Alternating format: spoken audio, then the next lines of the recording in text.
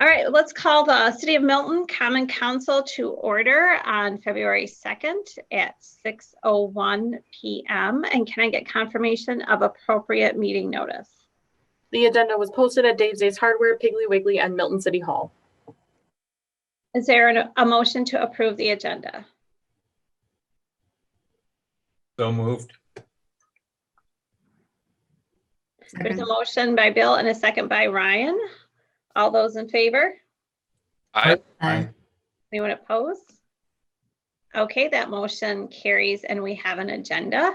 Pledge of Allegiance. You can see the flag behind Inga there. I'll just go ahead and lead it. I pledge allegiance to the flag of the United States of America and to the republic for which it stands, one nation, under God, indivisible, with liberty and justice for all. All right, public comments regarding items which can be affected by council action. So I know we have a member of the community that I had actually spoken to and gave him the process for presenting a concern to the council regarding snow removal. And I believe he's on the Zoom meeting right now. Yeah. Okay, go ahead and give your first and last name, the address that you're speaking about, and then a brief explanation of your concern. Okay, so my name's Garrett Longhenry, and I'm actually speaking from the ticket that was given to Richard Longhenry for the property on 151 Madison Avenue. It's actually mine, but it's in a living trust, so I'm responsible for it. And the first snowfall of the year, I believe it was, Milton recorded 2 inches of snow, and I did not get it shoveled off before they inspected it. And the inspection date, I believe, was 1 day before I actually had left to clear it. But that being said, I didn't get it off in time. So I was wondering if there was anything that I could do about that as far as the ticket of $300. As far as maybe a warning, I've never had any problems in the past, and I don't see any problems in the future. I keep that sidewalk spotless. I mean, from that day forward, I record it and everything. But in all fairness, I know there's some sidewalks around town right in front of where I work, actually, where they haven't cleared it in 3 weeks. And I walked through it day after day, and I don't believe anybody got a ticket for that one. And there was over 6 inches of snow on that. So I guess that's all I have to say. I was just wanting to know if there was something I could do about it.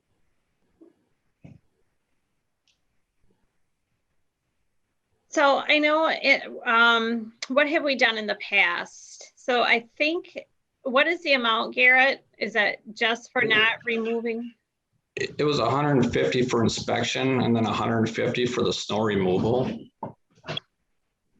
And are you saying that you've never got a warning in the past, either that this isn't a chronic situation? Right. I've never had a problem in the past. So Attorney Schrader, what are the council's options? I know we can't talk about it because it's not on the agenda, but moving forward, what are their options?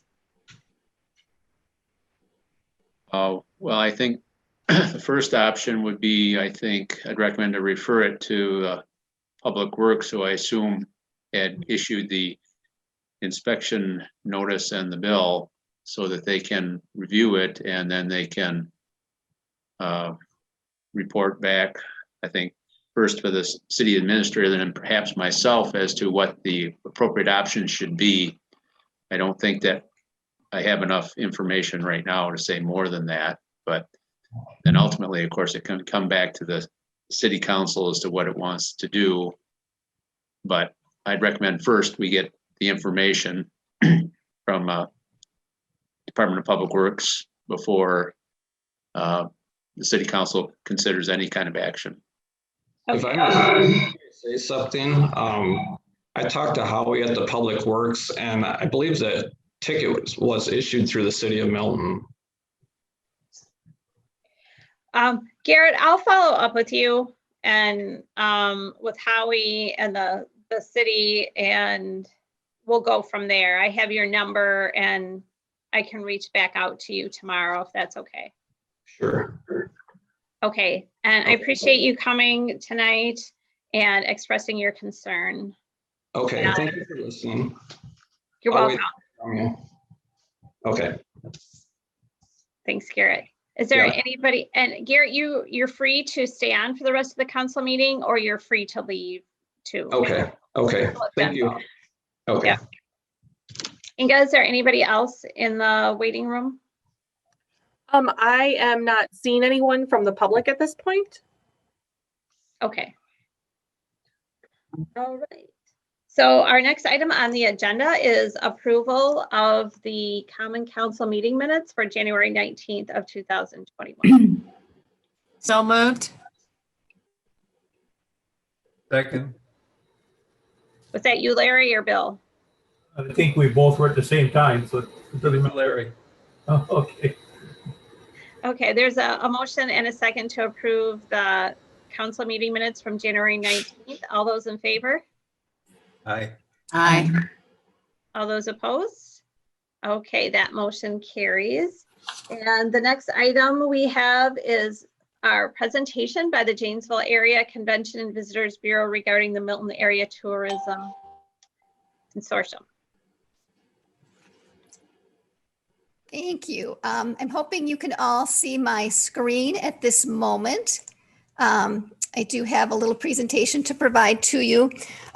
It's good to see you all, and I really wish I could be there in person with you in Milton. It's a much better process, and I'm eager for that day when we can all be together and talk again.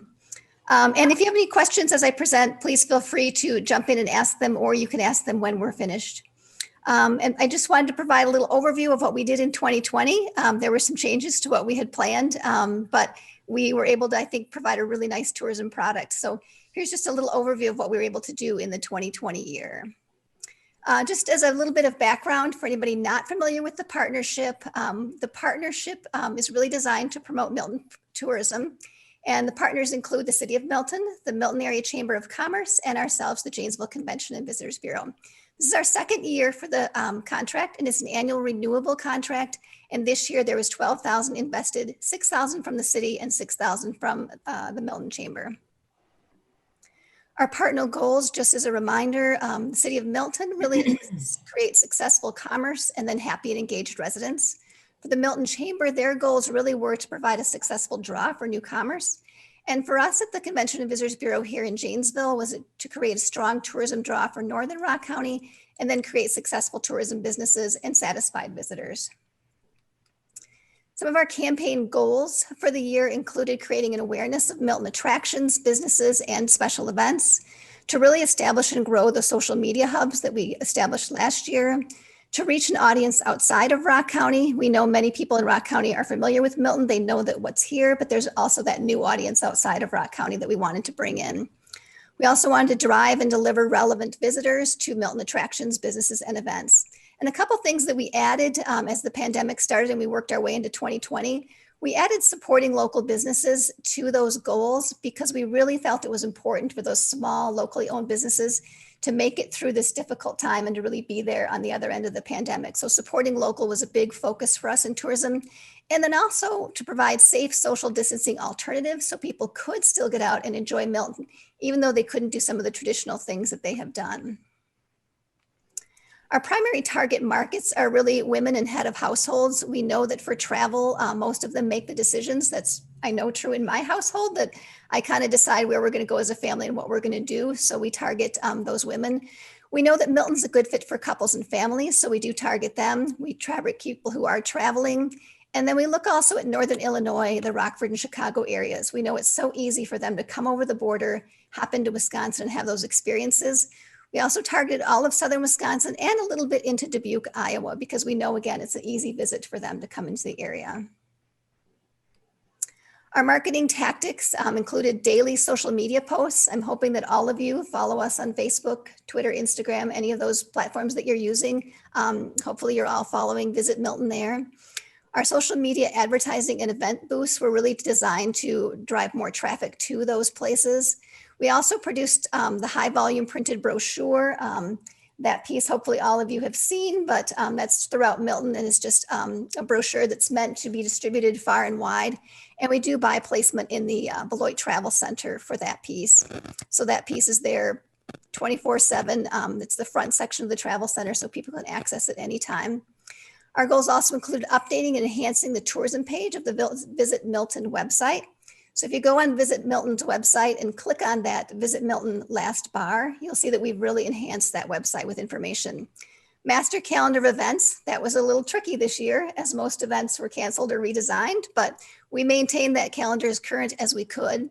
We also placed some digital billboards, and then we also created quite a few travel guides in our itineraries, a lot of those including those social distancing options.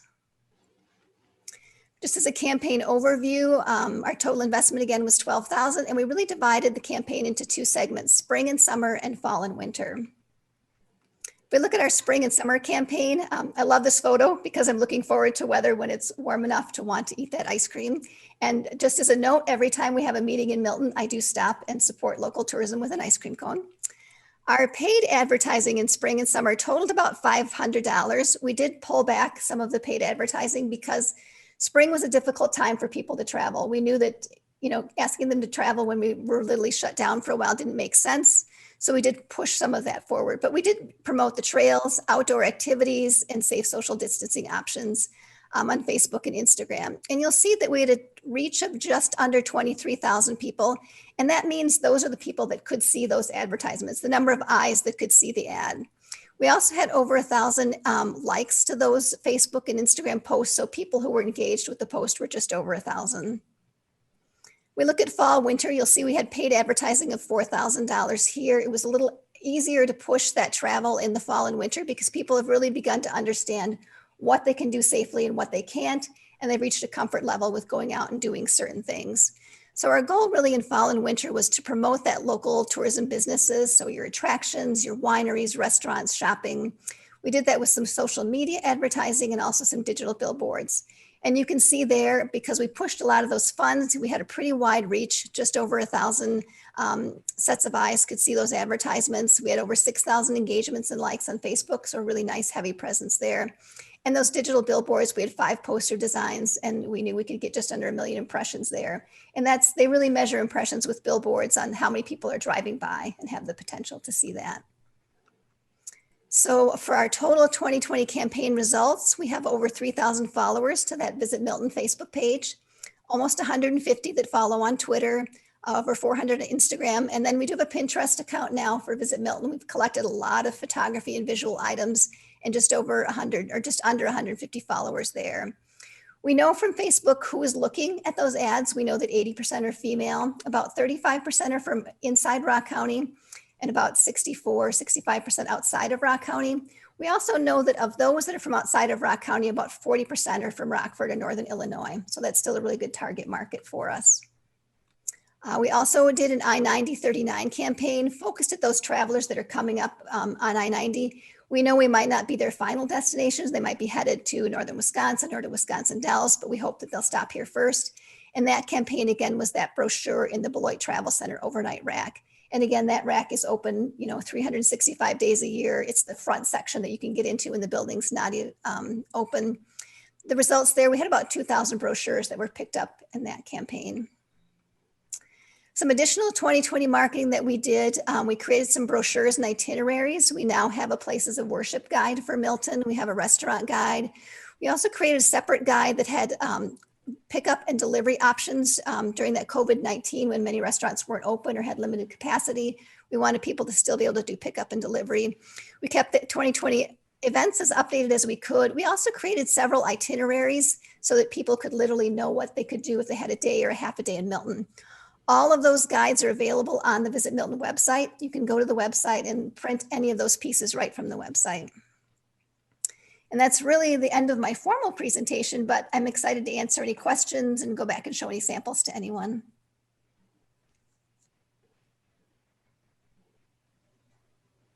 Anybody have any questions or comments? Brian? No questions or comments. Look good. Teresa? No questions, but I thank you very much. It was a nice presentation, and you obviously all do a great deal of work to put this together. Thank you. It's our pleasure. It's really been a great partnership. I'm very fond of Milton. Whenever I have a reason or an excuse to come and deliver something, I'm excited to do it. Thanks. Larry, any questions or comments? No, just fantastic. When you look at the amount of funds invested and then all the energy that you and the staff put into everything and the people that help out with this, it's fantastic to see the results, the amount of people that you can reach with an effort like that. And I appreciate it. And I like that we're going to all the different social media platforms, even though some people would say, well, not very many people on there. It still might be 10, 12, 20 people that come to Milton as a result of seeing it. And so I think it's good. Thank you. Thanks, Larry. Linda? I just wanted to say that, all of this information is just so incredible, and the consolidation of us and the chamber and Janesville has just made this such a wonderful program for all of us. And I'm really happy that the way that this has turned out for us. And I hope that the council is too, and that we'll continue to be a part of it. Thanks, Linda. Bill? Just here's to a busy calendar later this year. Thank you so much for the presentation. And I always enjoy this review. Sometimes I forget that it's coming up, and it's nice to kind of look back. And I am amazed at the outreach that we can do. And just, it's exciting that people from outside of Rock County are interested in the city of Milton and all we have to offer. So thank you very much. I really do appreciate it. And I agree with Linda. This has been a really great partnership and a wonderful return on investment for our taxpayer dollars, and appreciate this and all you guys do. Thank you. And even though I'm the one presenting to you, all the credit really goes to my marketing staff. Danielle and Susan are the boots on the ground and the ones creating it all. So even though I'm talking to you, I will pass their thanks on to them because they really do the work. Absolutely. Absolutely. Okay, if there isn't anything from anyone else. Okay, well, you are free to stay or you're free to go. And thanks for joining us tonight. And maybe next year's review will be in person, like I'm hoping so, right? And we'll see you for an ice cream cone too, maybe. Okay, the next item on our agenda is the mayoral proclamation proclaiming February 2021 as Black History Month. And I will read the proclamation. Black History Month, February 2021. Whereas the month of February is observed nationally as Black History Month to share the accomplishments of African Americans that they have made and continue to offer to this nation. And whereas Black History Month acknowledges and honors numerous past and present educators, scientists, activists, pioneers, leaders, artists, inventors, entrepreneurs, and elders. And whereas the theme of Black History Month for 2021 is the Black family, representation, identity, and diversity. And whereas the story of Milton, since its foundation, has included progressive, abolitionist views and actions that led to the Milton House, a former stagecoach inn built in 1844 by Milton's founder, being named a National Historic Landmark, recognized on the National Network to Freedom, and documented as the only authenticated Underground Railroad site in Wisconsin people are able to tour. And whereas Arthur B. Lee, a free African-American man born in Charleston, South Carolina in 1833, who served in the Civil War, moved to Milton in 1868. And whereas Arthur B. Lee wrote about the voting potential of African Americans in 1873, a few years after the 15th Amendment was passed, in a letter to the Milwaukee Journal titled "The Colored Man," saying, "If we are citizens of the country, we are and must be the equals of all the other citizens in matters pertaining to citizenship. We do not ask, we don't desire any legislation interfering with private and social matters. But our public rights we must have because it is necessary, and we will have because we can poll 1 million votes.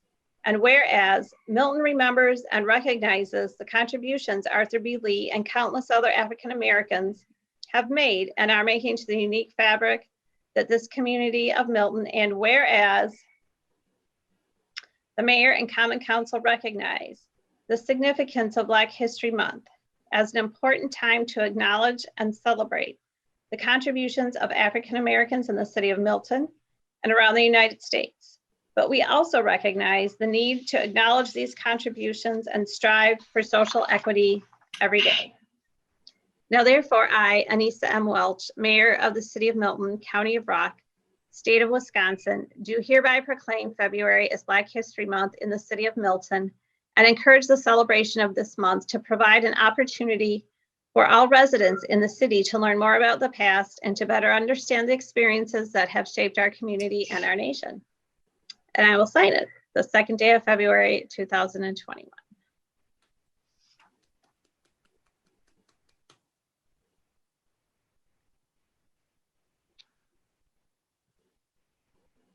Thank you very much.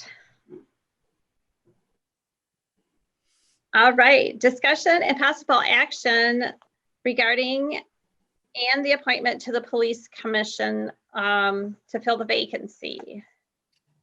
So there is a vacancy right now on our police commission, and the mayor has brought forth a recommendation of Heather Crabtree, who submitted an application to serve on the police commission a few weeks ago.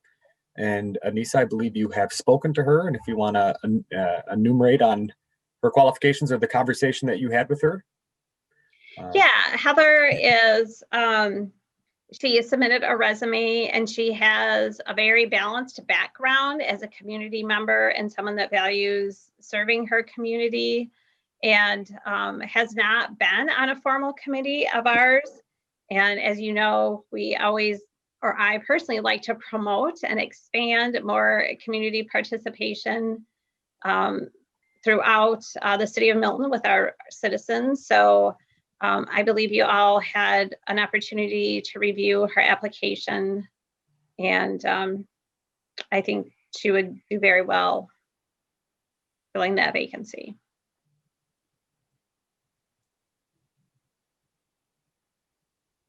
Does anybody have any questions? I'll just say that I'm looking forward to working with her, having somebody brand new. Sometimes, you know, we get new people on, but they have law enforcement background and know the business, and having some new eyes on that group is going to be refreshing.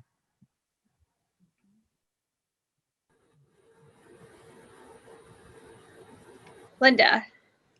I will also say that I'm excited to have someone interested in being involved in the commission and our police department.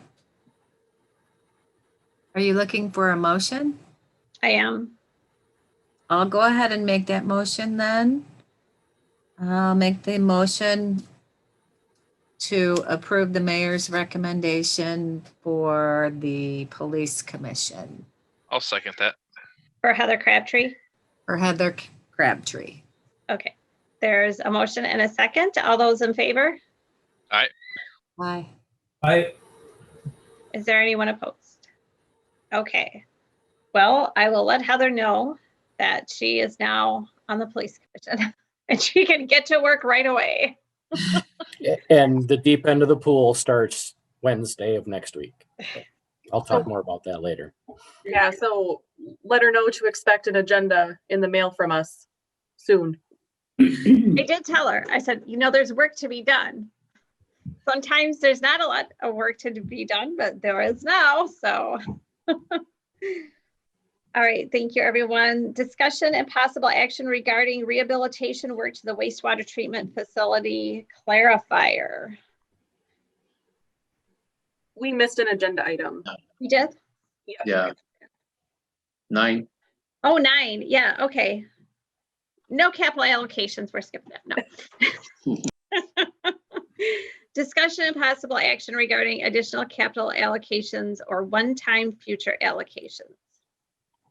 So as we are in the process of closing out 2020, as we typically do this around this time of year, we take a look back at expenses and revenues and see if there is any left over or if we overshot our mark.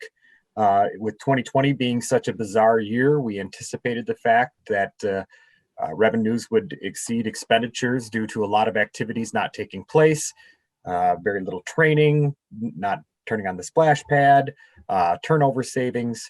So typically we would have this conversation once everything is closed out. I don't know that it's 100% closed out, but we wanted to have this conversation tonight kind of in the juxtaposition of the conversation that took place last week at the Fire Commission and whether we would potentially use some of these funds for the funding of an ambulance if the town is willing to meet us halfway on that. I guess literally and figuratively. So Dan has prepared a memo to kind of outline where we are on February 2nd in terms of the 2020 closeout, and then provided some options within the memo as to how we could utilize those funds or not utilize those funds or reserve some of those funds. Wanted to have it, as Bill kind of talked about, at a meeting a few weeks ago in a more holistic fashion, but kind of bringing the ambulance to the forefront of the conversation that took place last week. So, and if you want to enumerate on any of that as well.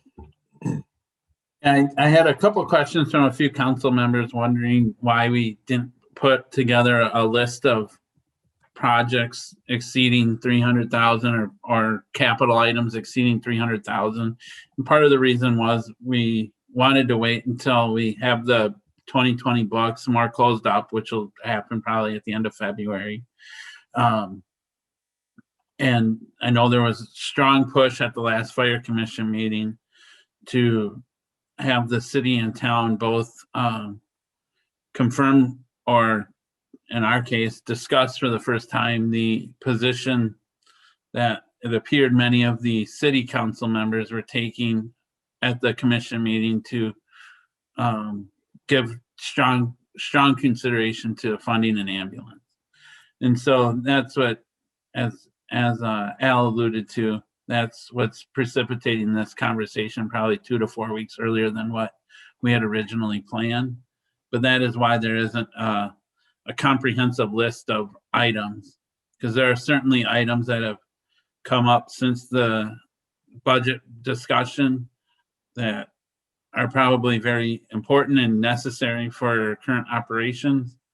But at this point, we didn't think it was necessarily appropriate to include or exclude anything.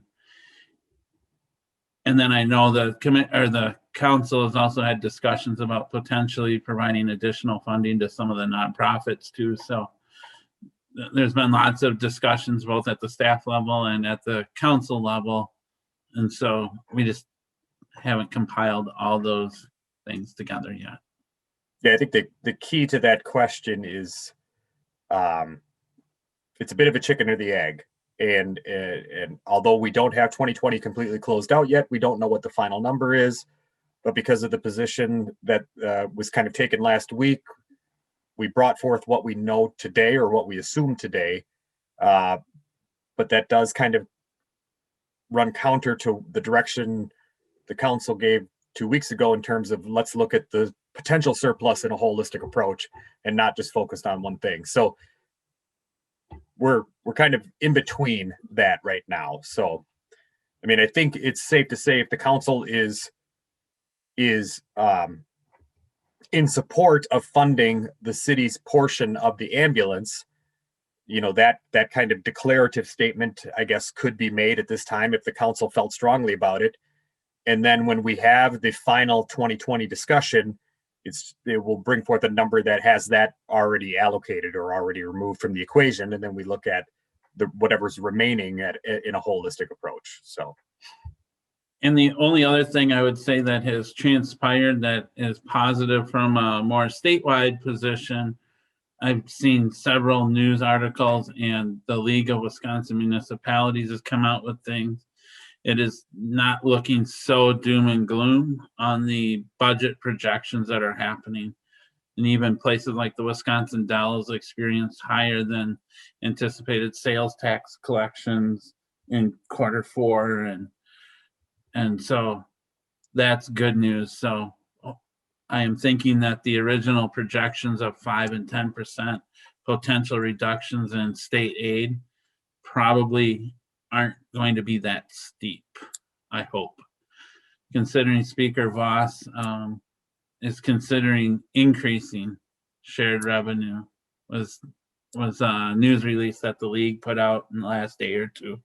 So some of the doom and gloom probably isn't as bad as once thought either. So.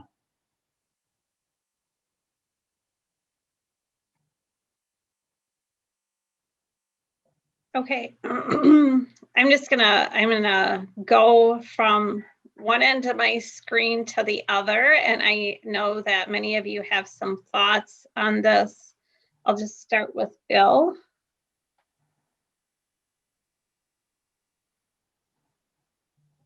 I am in favor of, I guess, reserving a portion of our funds for the city's portion of the ambulance.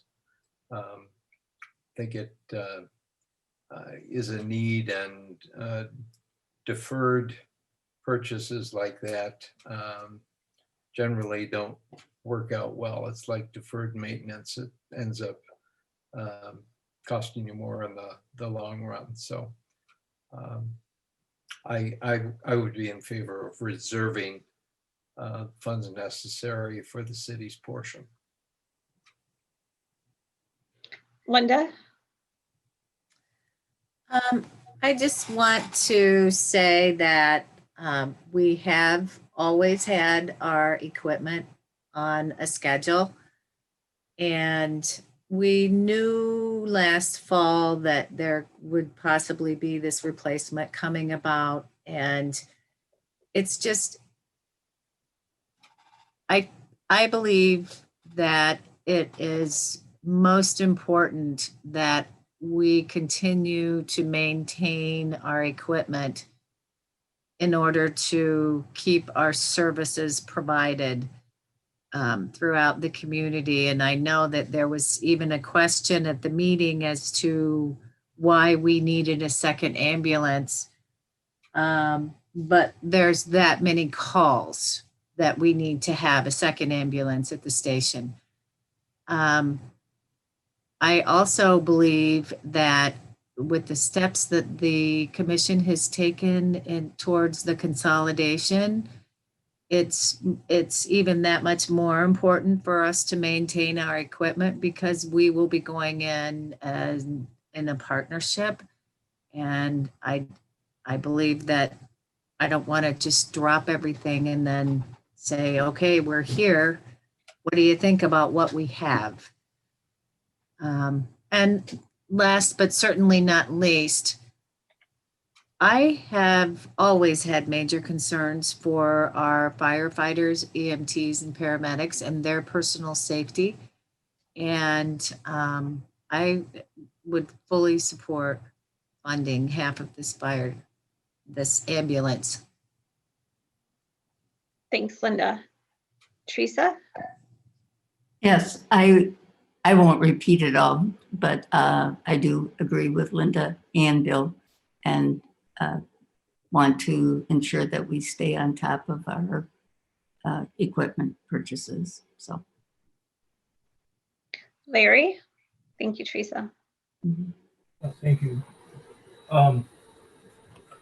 We have a standing memorandum of understanding and long-term relationship with the fire department and the management operations of the fire department.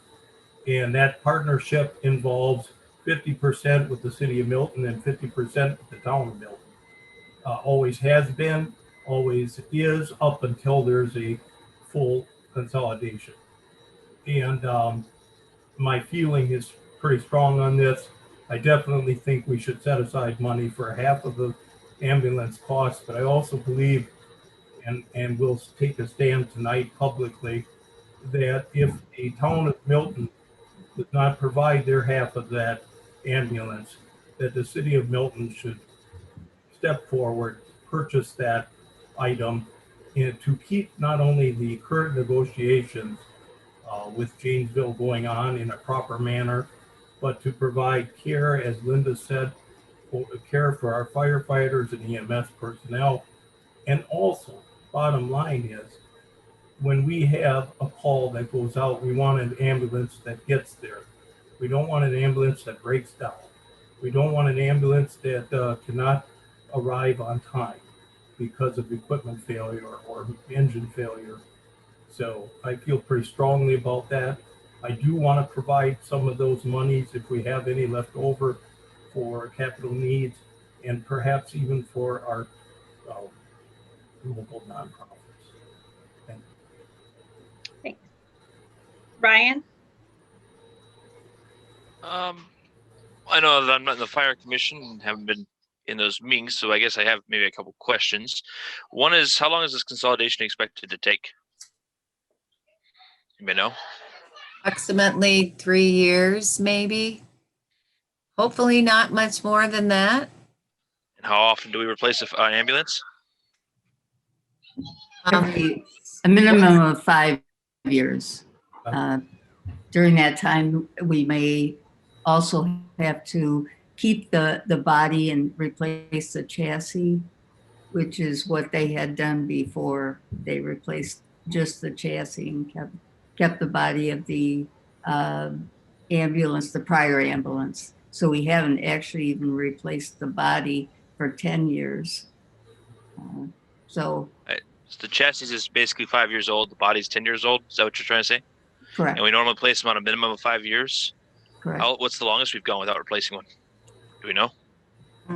Historically, no, beyond the last 10 years, I don't know. I was just curious because if you have a minimum, that doesn't necessarily mean we always follow doing it exactly in that time frame. And the reason I'm kind of bringing up the consolidation is the fact that you have something that's kind of in a way very different, very big impact on the whole fire department, and trying to go ahead and do a big expenditure in the middle of that can sometimes rock the boat, maybe more so than trying to go with status quo. So I can kind of see maybe how the town might have some reservations against this when we have a big, huge change coming to the fire department and trying to have a big purchase of equipment. So I do see the challenges there. I'm kind of myself kind of floating, I guess, in the middle to some extent, just because to me, it makes sense to keep things as much status quo as possible throughout a transition and then worry about getting new equipment after a transition rather than trying to get new equipment in the process. So I kind of can see, and it's at torn 50-50. I actually kind of think we should wait to make any real decisions until after we have a final number on how much we have left over from last year too. So those are kind of my thoughts on that. Thanks, Ryan. I just have one question. How old is the other ambulance? Because we have two ambulances. How old is the other one? Do we know? It is older than the one we're replacing. At least 15, if not beyond that. So why did that one? Ryan, can you say that again? Why hasn't that one been replaced? Why are we replacing, in theory, the newer one rather than the older one? It's the backup. So the oldest one would be sent to pasture.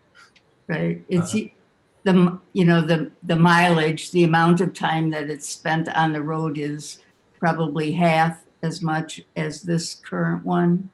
So it has not had to have the chassis replaced since that time. It's got a lot of miles on it, Ryan, so that's the one that we replaced first. And Larry, did you have something else you wanted to say? I saw you had your hand raised up when Ryan was talking. Yeah, I'm sorry. I didn't mean to raise it while you were talking. Oh, no, that's okay. I just want to make sure that I'm That was me. giving everybody an opportunity to have their voices heard.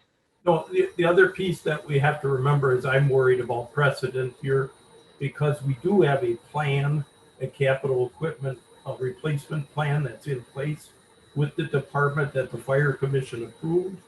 And next year, there will be another piece of equipment. The year after that, there'll be another piece of equipment. And we don't know how long consolidations might take. And so we could be facing the same conversation for the next 2 or 3 years.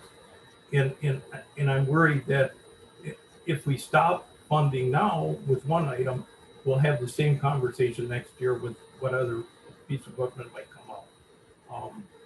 And so I'm just saying that's kind of what's driving my concern, that we kind of stay with our process that we have in place. Because again, I'm all for consolidation. I think you all know that. However, we haven't reached a verdict on that. We haven't reached a consensus agreement on that. So this equipment's for the department, the way I look at it, regardless of what the department might look like 3 years from now or 5 years. And Bill?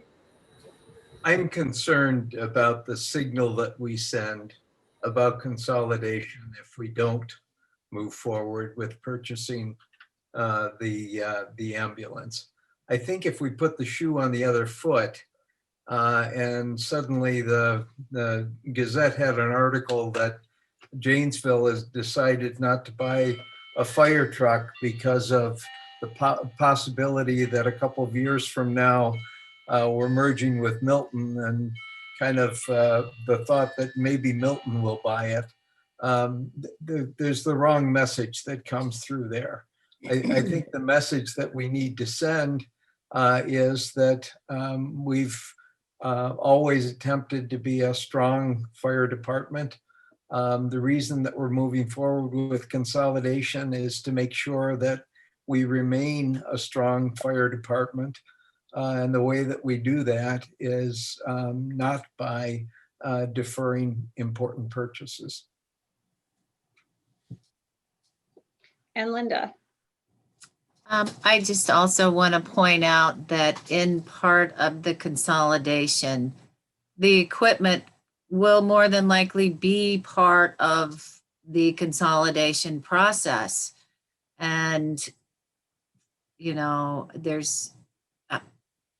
I think that what Bill said about shoe on the other foot, I certainly I wouldn't want that to happen. And I know that these ambulances, both of them are used now, and they're going to be used even more. And that's the whole purpose of this consolidation, is because we are growing in population throughout the whole area. And we need to find ways for departments to be able to serve the public economically. Part of this equipment in our department will eventually be part of a platoon system, and you don't even know how far this could go. I mean, right now, Beloit and the town of Beloit have something going on. You know, I mean, who knows? Maybe 10 years down the road, we're going to just have a countywide. We've got to address the shortages of staff, and we have to ensure to our staff that they're going to have equipment that is going to protect them and do the jobs that they're required to do. I strongly encourage the support of funding this ambulance. And I also realize that, you know, just as with this whole process, this is just the very beginning, and we are all going to be making a lot of very difficult decisions. I just spoke to John about this the other day. We have to be ready, and we have to be thinking about what we have ahead of us.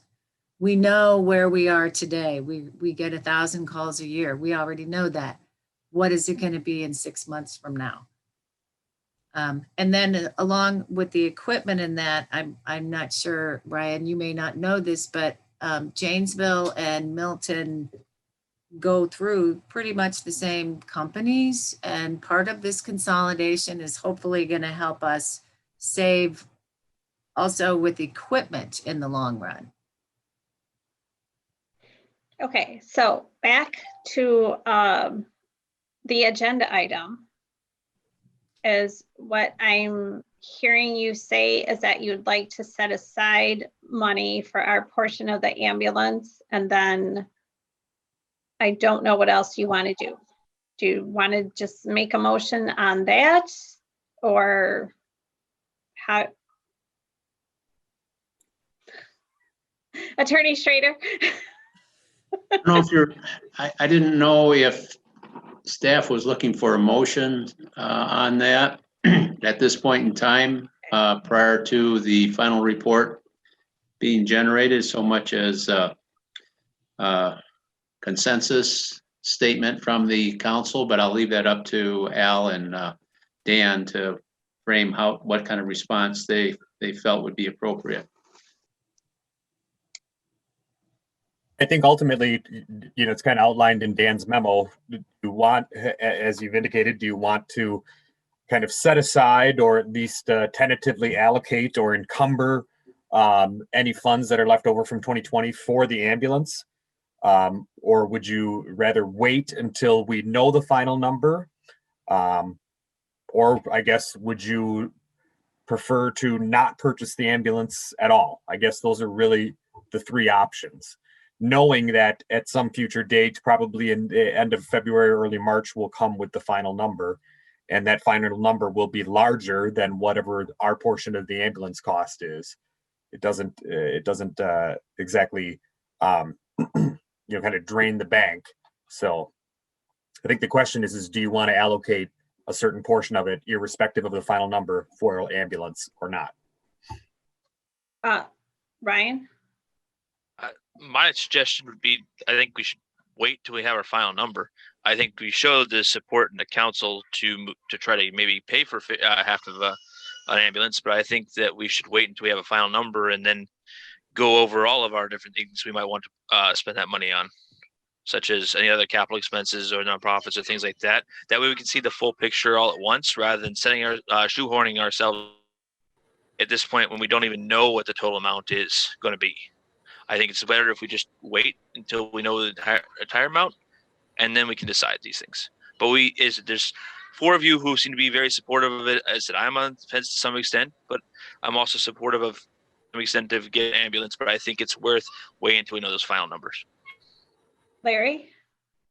I just feel the ambulance is a separate issue.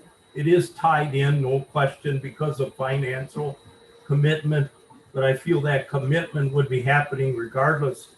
Even if we don't have any money left over at the end of 2020, I feel the city of Milton is obligated to provide its portion of the ambulance. So I'd be in favor of moving forward. I think it's important to make a statement about that.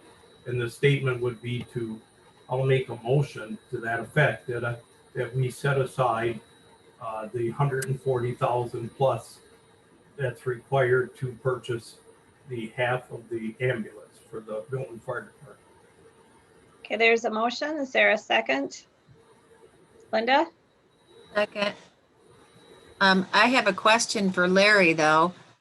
You said an allocate 140,000 plus. Yeah, I didn't know the exact amount. I don't have it in front of me. I apologize. Okay. Our half was, I think, 140 some. Is that right, Dan? Something. The number I've heard from the fire staff is that the cost is 280, so our half would be 140. Now I know the paper I think referenced a cost of 285, so our half would be 142.5. So yeah, and as of right now, there hasn't been discussion either from the fire commission's standpoint of using any of the reserves that exist in that fund to help offset any contribution from the city and or town. So maybe my Madam Mayor, if I can, maybe my motion should be amended to up to 140,000 versus giving an exact number. Would that be better, given the information Dan just shared? No, if you said up to $140,000, that wouldn't cover the amount necessary, because I think Dan just said it would be 142.5. Well, then I'll amend it to 145, up to 145. That should probably take care of it based on their cost that they gave us at the commission meeting. You want to do up to 145,000 or half of the cost, whichever is less? Thank you. That maybe overcomplicated it? No, that's Okay. beautiful, Inga. Thank you. All right. Linda, are you okay? Is your second okay with that? Yes. Are we okay, Attorney Schrader? Yes, that's fine. And is everybody clear on what the motion is and the second? All those in favor? I, Is there anyone that is opposed? Ryan? Okay, that motion carries.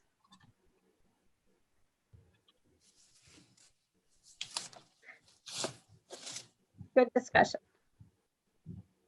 Okay, discussion and possible action regarding rehabilitation work to the wastewater treatment facility clarifier. So this item is related to a clarifier failure that we had late last year. Fire? Failure. Failure, okay. Failure. I'm sorry, Yeah. you broke up. I'm just like, wait, what did I miss? So there's 3 final clarifiers at the wastewater treatment plant. Clarifier 1, which is the oldest clarifier, malfunctioned at the end of the year last year. The utility operator reached out to a contractor who has performed work for the wastewater treatment facility in the past. They provided a cost proposal to complete the work that would be needed to make the repair. In discussion with the contractor, the work required to make the repair, the effort required is substantial enough that it made sense to do a full rehabilitation rather than just make the repair and then need a rehabilitation at a future time down the road that would be a lot shorter than what the rehabilitation would be likely to last. The cost estimate for the work from the contractor is $112,500. That's for the rehabilitation work that's expected. He did also provide a cost of up to $210,000 in the event that there's other components that need work. He felt it was pretty unlikely that that would be the case, but we just wanted to be able to present, the worst case scenario that we may see through this rehabilitation process. The amount of the work is greater than what is required or is above the required limit for public bidding.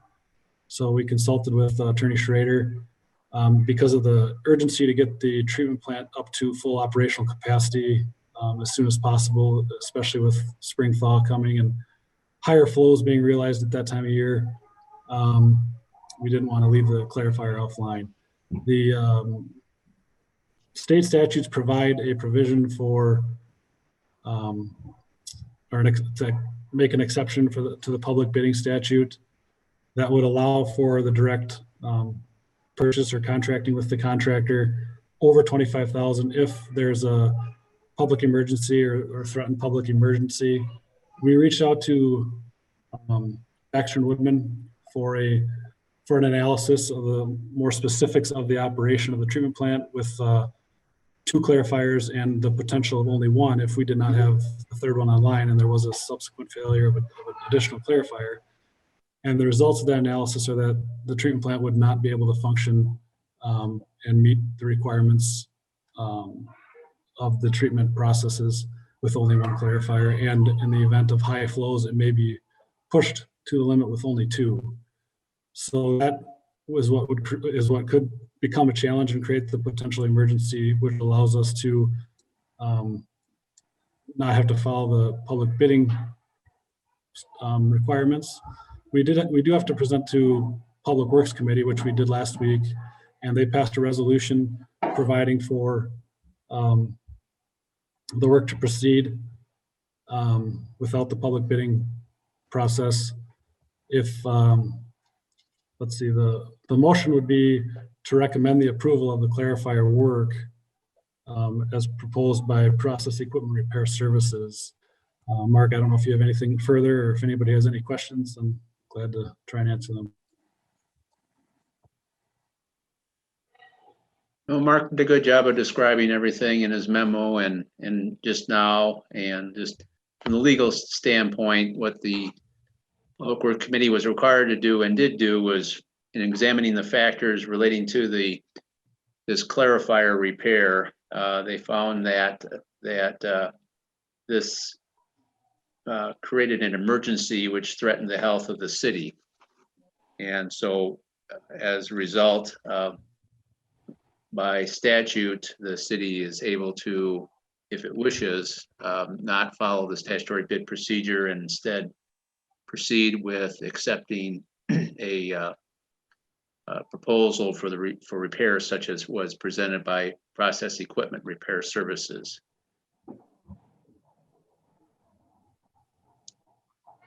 And the only thing I would add, because I forgot to give Mark the number, so it's my fault. There's $442,000 in the equipment replacement fund for these types of things. So there's sufficient funding to cover it. Without causing any increases for anybody, Correct. anything, anywhere. Our sewer rates are designed to handle substantial projects each year because the sewer utility has substantial projects and Mark can probably elaborate better than I can, but typically when there is a large scale sewer project, it is a 6-figure project and then some. And our rates are designed with that in mind. Okay, Ryan, do you have any questions or comments?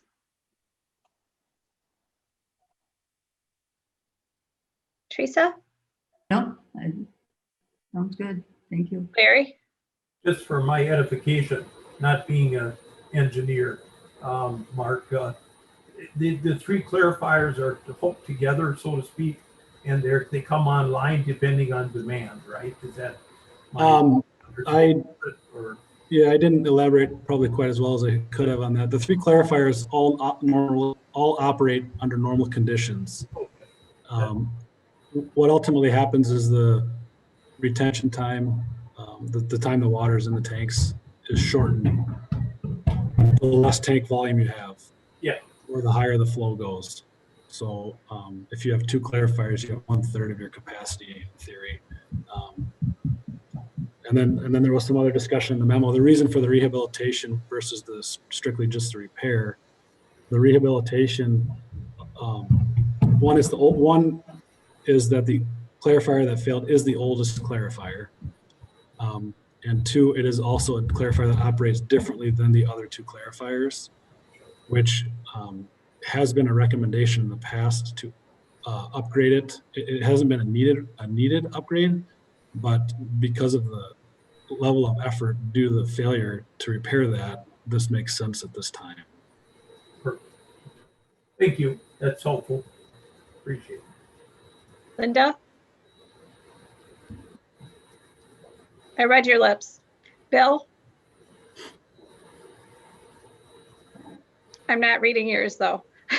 No questions. My space bar wasn't working. Okay, I didn't see your mouth moving either. Like Linda, I saw her mouth moving, so. Okay, is there a motion? Linda? I would make a motion to approve the clarifier rehabilitation work proposed by Process Equipment Repair Services Incorporated. I'll second that. Is that good, Mark? Yeah. Schrader? Mark E. Any Mark? I think so. Yes, in essence, what you're doing is approving acceptance of their proposal, so that's fine. Okay, there's a motion and a second. And Inga, did you get that before I interrupted? Okay. All those in favor? Aye. Aye. All those opposed? Okay, that motion carries. Is that it? I feel like that I'm down to general items. Okay, all right. General items, committee reports.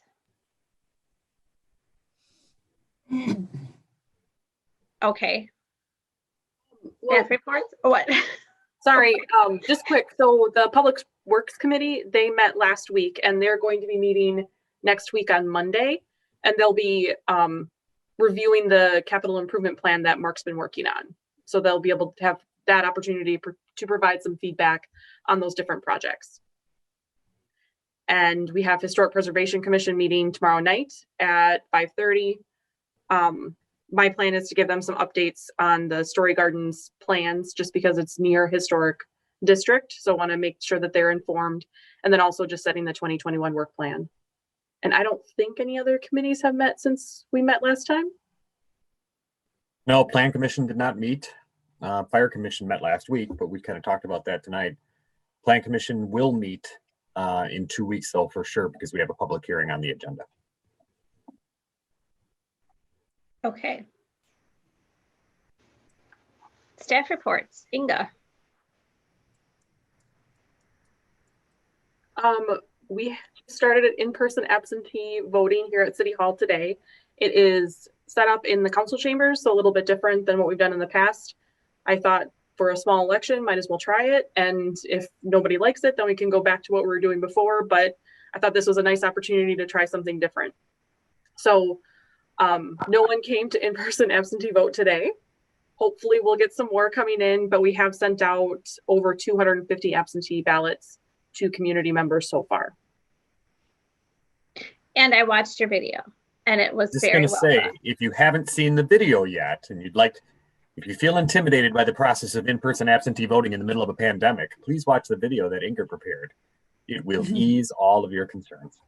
It will, and it was really well done. I'm like, oh, I wish I could do a video like that.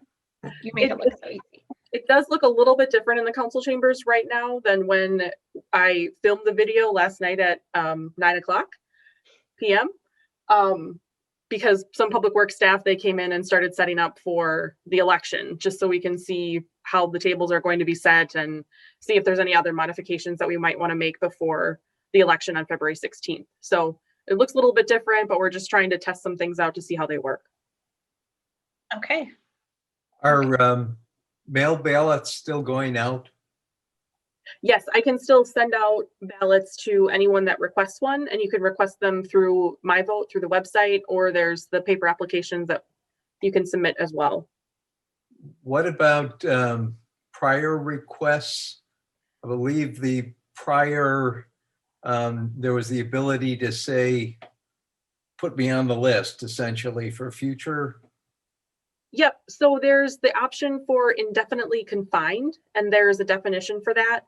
And those individuals who select indefinitely confined are continually on the absentee list to be mailed absentee ballots. Then there's also the option to select for the calendar year. So those individuals who selected for the calendar year of 2020 need to renew their absentee ballot request for 2021. Gotcha. And if anyone asks, the best option is to do all elections for the 2021 calendar year, because there's still that potential that the fire department may have a referendum at some point, or there may be another special election that we don't know about. So the best option is to select that all elections for the calendar year. Thank you. Yep. Ashley, library? Big news that we went fine free on juvenile and young adult materials. That's very exciting. Otherwise, we are planning for our summer reading program, and that includes booking for our food truck rallies. So that has been fun. Yay. Yes, something to look forward to. Yeah. So I need those dates now. Do you have them set? For our food truck rallies? Yeah. Yeah, Sunday, May 2nd and Sunday, August 29th. The last Sunday in August. Okay. So we'll probably do it the same way that we did our August event and have the trucks scattered around the east side of town, just so we don't have everyone congregated at the library. So. Yep. Howie?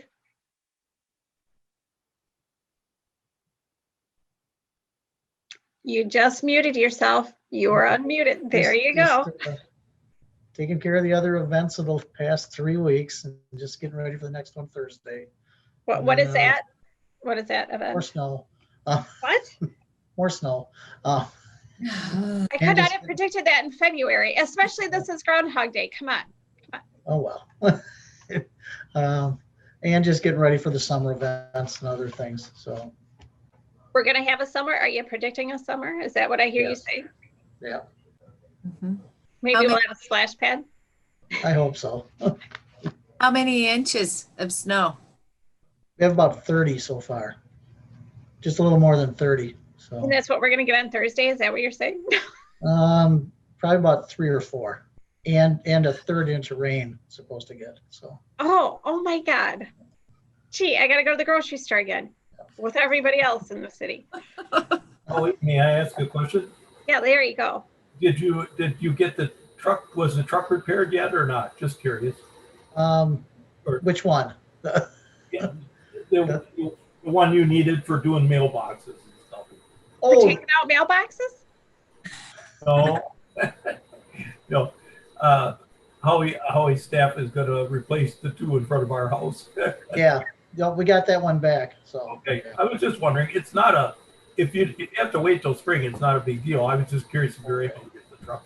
yeah, we should be able to fix that one now. So. That's cool. Thank you.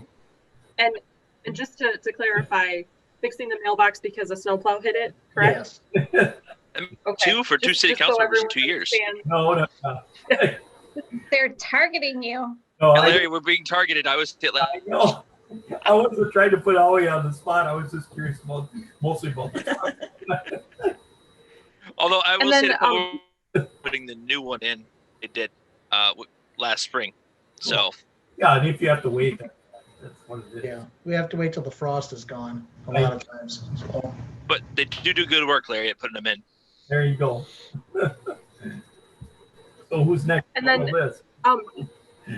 just one other quick thing. I did receive a communication from one community member about trying to remind their neighbors in the community about digging out their fire hydrants in front of their homes. So we'll probably be putting something about that out on our social media and trying to raise awareness about that as well. Yeah, and the guys were clearing out the corners and also the storm sewers as much as they could today. So, Yay. Linda? I was going to say, what the other thing that you might want to do is just remind people to make sure that their house numbers are uncovered from the snow, because I know, like, my mailbox, my snow is just about higher than my mailbox, and I have it on my house, but it's just something that people should be reminded of. And then also, don't forget your exits, all of your exits, getting out of your house. Thank you, Linda. Thank you for educating us on home ownership responsibilities. Okay, Dan. I don't have anything. We're just getting payrolls done and working on year-end stuff right now. So I'll have more information, like I said earlier, in probably another 2 to 4 weeks. So. Chief? As I alluded to earlier, we are right in the middle of a hiring and a promotional process. Both are chugging right along. For our promotional process, I had some outside leaders in the county come in and review both candidates and gave very favorable recommendations to both. Didn't help me at all on a really difficult decision I'm probably going to have to make. They are meeting with both myself and Deputy Chief Chesmore tomorrow, and then we will bring both of them. They aren't interviewing with the police commission. We don't do that for a promotion, but the police commission will have to sign off on them being eligible for promotion. As far as the patrol officer hiring, I am meeting with 3 this week for police chief interviews. And then at least one, because I've met with one so far, and perhaps as many as all three will interview with the police commission next Wednesday night. And at the end of the meeting, the police commission will certify an eligibility list. Anywhere from 0 to 3 get put on that eligibility list. Then I select off of that list who to first start a background investigation with and go from there. So Heather's going to learn a lot here in the next week or so. Mark E. Mark E. So the capital improvement plan, yeah, that's getting wrapped up. Excited to get that done and bring that before all of you. That's really the main focus right now. And then moving forward on the LSL, the lead service line stuff too. So. All right. Al. We are still working through some of the kind of final phases of the Clausen Quality Chocolates development. Hopefully that is wrapped up, or at least kind of the outstanding pieces are wrapped up on Thursday. And clerk recruitment, that is kind of one of the hot topics right now. And then we'll probably turn around and start the public works, a couple of public works recruitments right after that. So it's no rest for the weary. The opportunities just abound at the city. Mm-hmm. It's so exciting. I mean, what else do we have to do in a pandemic but hire people, right? Okay, did I miss anybody that is staff? Okay, well, Jenny, welcome to team building at the City of Milton. It is on the agenda first, and we would not want to not go by the agenda, even though I try to skip stuff now and then. Thank you. Thank you. This is interesting. I have not heard of team building at the City of Edgerton. We haven't had this at a council, so. Yeah, I think we're the only ones in the whole state of Wisconsin that do this, because we are like that. We are like that.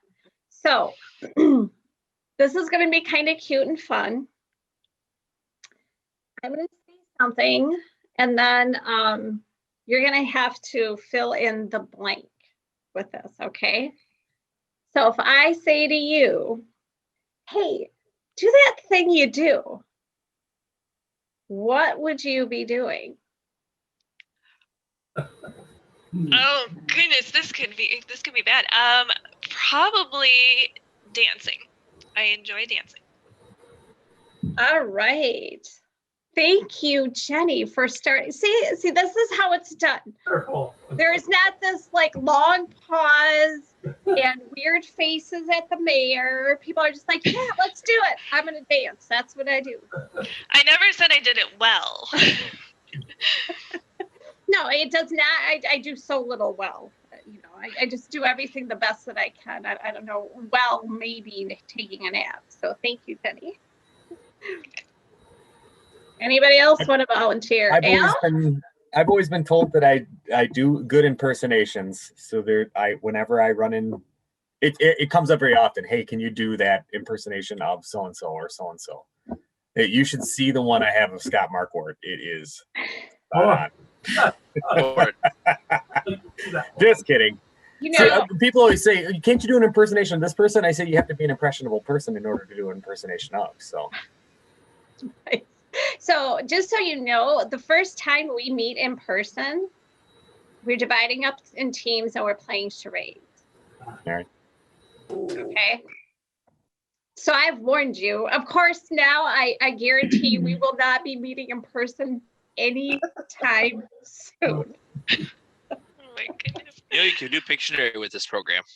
And what? Yeah. Okay. Community recognition picnic. You know, that's in Memorial Day. Hopefully by then we're just have it community recognition charades. Yeah. Yeah. I'm all about it. So, okay. That'll be my thing.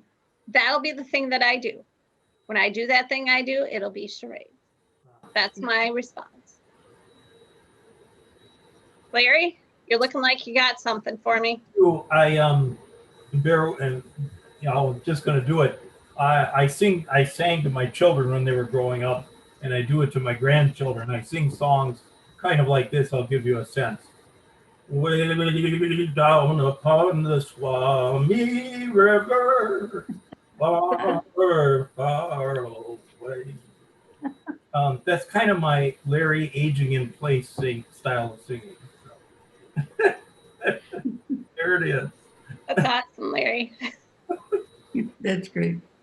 Well, I'm sitting in my kitchen, and so dishes.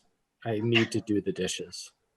That's my job in the house. So not sure why we had kids yet, but yeah, I'm still doing the dishes.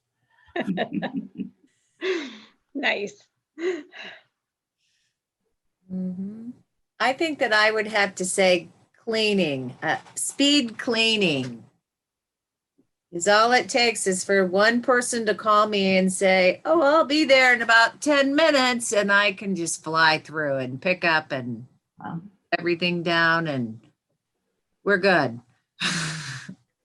Now we know who to call. I know who to call. Like, Linda, hey, I got people coming over. Get over here. Not really.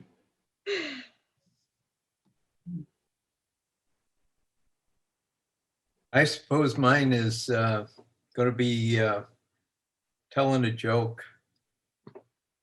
Oh, since I do my my daily funny, I guess that would be it. And not a puzzle. Okay. Everybody is so dynamic and What, tell us what?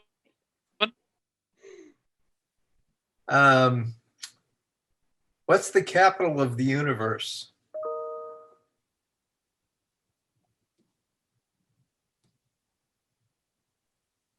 University. Oh. University. We got talent. I'm telling you, we got talent.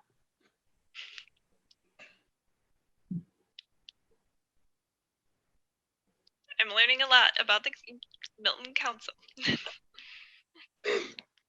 I can compare situations to scenes from The Office.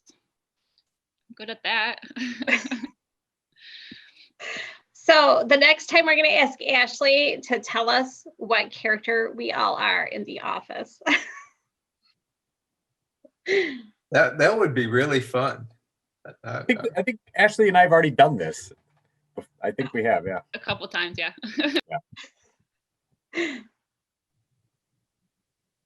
I like to problem solve.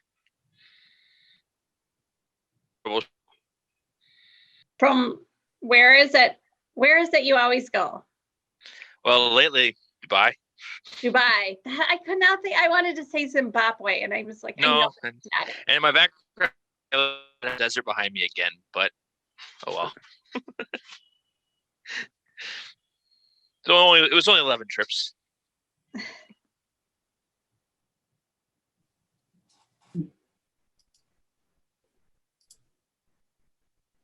Mine would be writing, and just short things like articles or different things like that.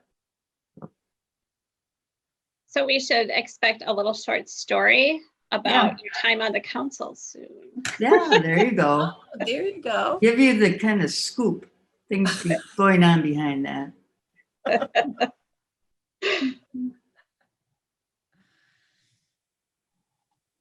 I would say mine is counting time in seconds instead of hours and minutes.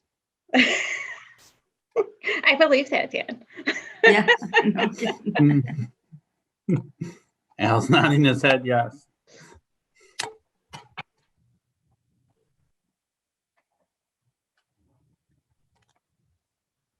Oh, I'll go. It would be having a side story no one else will remember and sometimes going off topic. Probably could just say squirrel.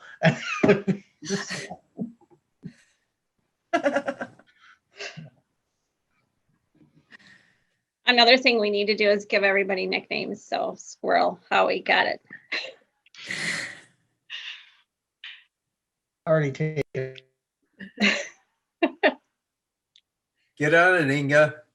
Okay, I'm gonna say, do that thing you do on that there Facebook and make it happen. Feel like that is something that I get fairly often, and you know, I schedule a lot of meetings. That's my thing. Mhm. That's your jam. Yes.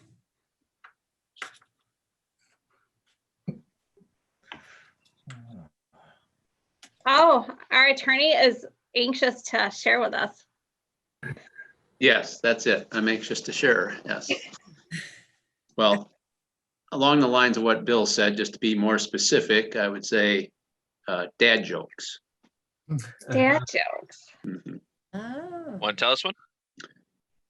Sure, I've got one that I can tell the whole audience. Why did the pony have trouble speaking? I would guess it was because he was a little hoarse. That's right.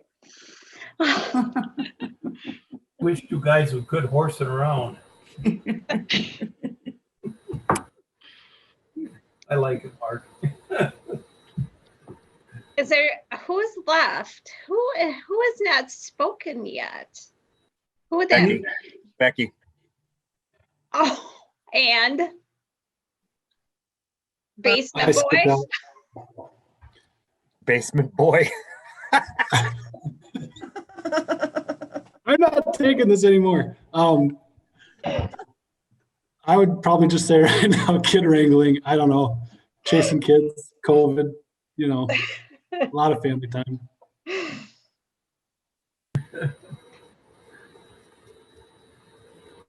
So now we're down to the courier, the scoop. She's pretending to not hear us too. That's the thing she does. She's like, That's what she does. she is She's just doing it rather than saying it. She's doing it. He's All probably doing more than one meeting right now. Yeah. She probably is. And she's probably got a cat on her lap too. Or two. Cross stitch. Cross stitch. I think we should call Mark the clarifier. That would be. The clarifier. I just want to say that there's some very good information that's going to be coming forward from sewer televising here eventually at an upcoming meeting. Those are always We're exciting. holding that over our heads like, oh, No you're more not gonna information show than us that. the It's video. it's at a future date. That's like the time of the year. You're not going to target certain older person's homes. It's a classic one-time event. You just have to wait. Well, you know, we could do a fundraiser with this, can't we? Sell tickets. Any time frame as to when you will be hearing? Maybe the next month. What do you think, Il? Yeah, probably the first meeting in March. Oh, because there's still editing you need to do. Right. Yeah. Diapers or barbecues, right? Okay. All right. Bill, you're up. I already told my joke. No. So we're convening into closed When session. we go into closed session. I see. All right, I would move. I didn't realize we were done. I know, it was a rapid So transition. much fun. I would move we convene in closed session pursuant to section 1952 1E of the Wisconsin statutes. Just to note that that is just a typo. It's 1985 1E.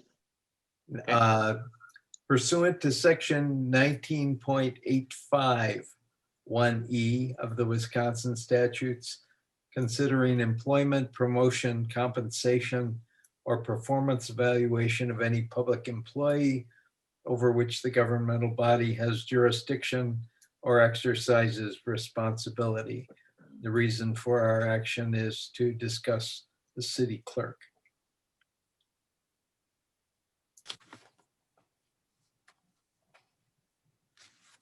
I'm out. Good night, everybody. All right. Good night. Is there a Good night. second? Oh, second. Myself. Oh well. Okay, so what just happened here? So somebody made a motion, there was a second. Are we convening into closed session or not? We have to vote. Yeah. I have a All those motion in favor?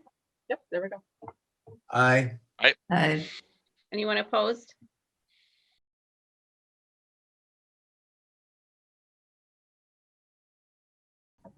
Don't we just move to number 14 next meeting? Yeah. Yep. Yes. When is the next meeting? February 16th, 2021. It would actually be February 17th because the election's on the 16th. February 17th, 2021, like I said. Did I do that wrong? Yeah, I sorry. did. I did. And that's 6 o'clock. It's 6 o'clock. Be prepared to discuss how great your Valentine's Day was. No. I'm on like my 4th bag of Brock's Candy Hearts already this year. So those are like one of my favorite candies of all time. My wife thinks I'm crazy. Okay, so is there a motion to adjourn? So moved. Second. All those in favor? Sorry, Aye. Dan. What was that? Anyone opposed? I said, sorry. Yeah, I didn't hear what y'all said anyway. The motion to Motion adjourn. I eat a lot of candy hearts and somebody made a motion to adjourn. That's all you missed. Oh, I heard something about 6 o'clock. Oh, That's what time we're gonna meet next. February 17th. I had the date wrong on the agenda. Oh, okay. It's right on. Gotcha. All right. Well, thank you for spending your evening with me and on behalf of the citizens of the city of Milton. We appreciate your service.